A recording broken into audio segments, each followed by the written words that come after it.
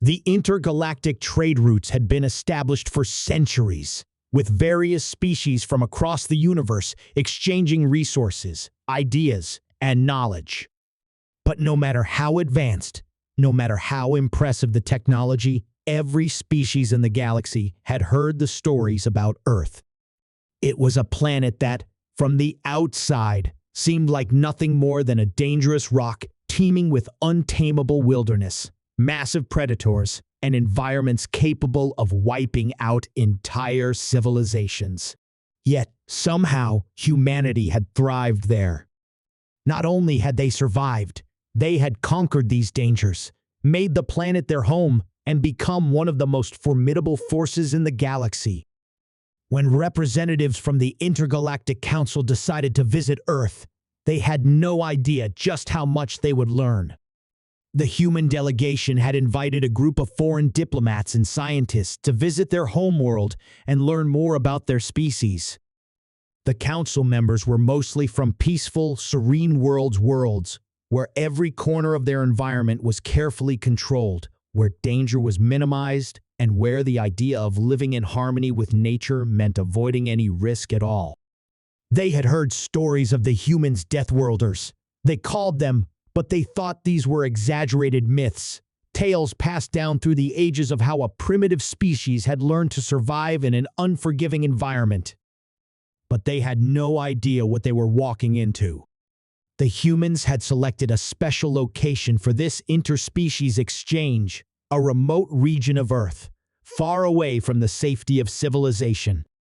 This place was one of the most dangerous, untamed wildernesses on the planet, a vast, jungle-like forest filled with towering trees, dense underbrush, and wildlife that would be the death of most beings who entered unprepared.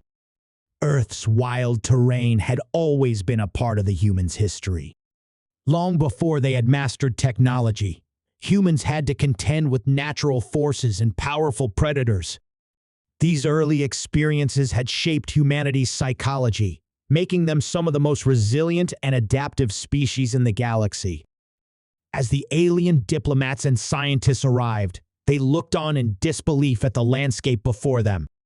They had seen simulations, read data logs, and viewed images of Earth's wild terrain, but nothing had prepared them for the raw intensity of what lay before them. The jungle stretched endlessly, teeming with life, some of it benign, most of it deadly.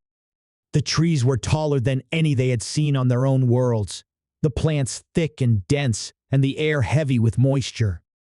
To these visitors, the planet looked inhospitable at best, lethal at worst.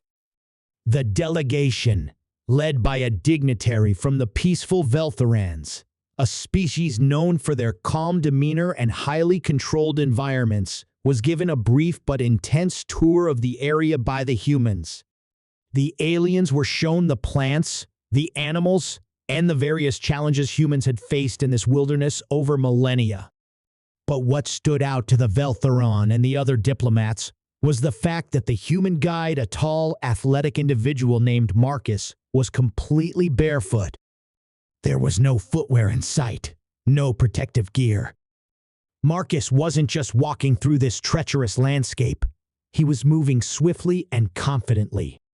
With every step he took, his bare feet made contact with the earth in ways that seemed impossible. The ground was uneven, filled with sharp rocks, thorns, and sudden drops. The roots of ancient trees rose up like twisted snakes from the soil, threatening to trip up even the most experienced traveler.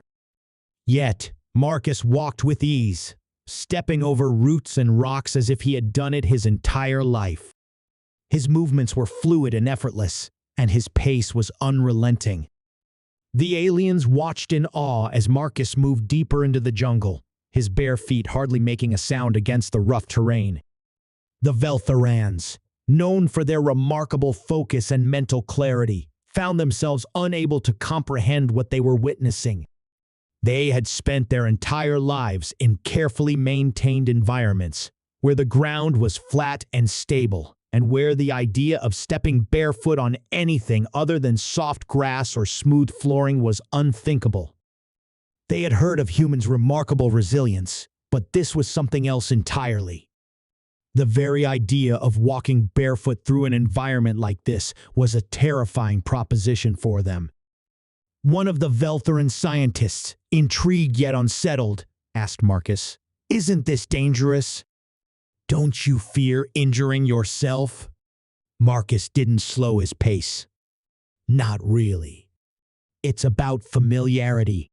You have to know the terrain.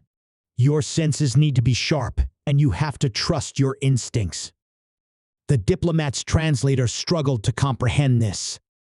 How could anyone not be fearful of such an environment?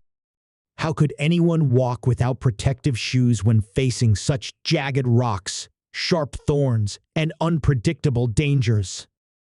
This was a world where creatures with venomous bites and razor-sharp claws lurked in the shadows, waiting to strike. But Marcus wasn't the only human present. Several other humans walked with the delegation, guiding them through the dense underbrush. They too were barefoot, moving swiftly and confidently through the forest. The aliens watched in silence as they easily crossed narrow streams, leapt over ravines, and navigated treacherous terrain without so much as a second thought. What kind of training do you undergo to prepare for this? A Vixar diplomat, a species that resembled a large winged insect, asked, her voice full of disbelief.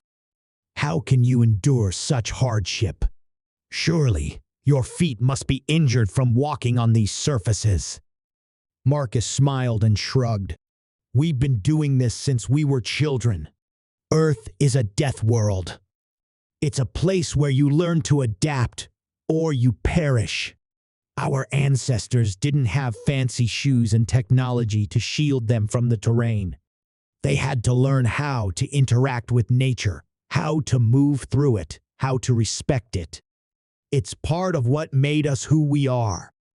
The words hung in the air as the aliens absorbed them. The concept of Deathworld was one they had all heard of, but they had never truly understood it. Earth's dangerous terrain wasn't just a background feature of human survival. It had shaped the very core of human development. From the moment humans took their first steps as infants, they learned how to navigate obstacles, to avoid threats, and to adapt to an environment that could kill them without a second thought. In this world, every decision, every movement was a life or death choice. It had created a species that didn't shy away from danger, but learned how to thrive in it. The Veltherans, who had never known a life without safety and security, were deeply unsettled.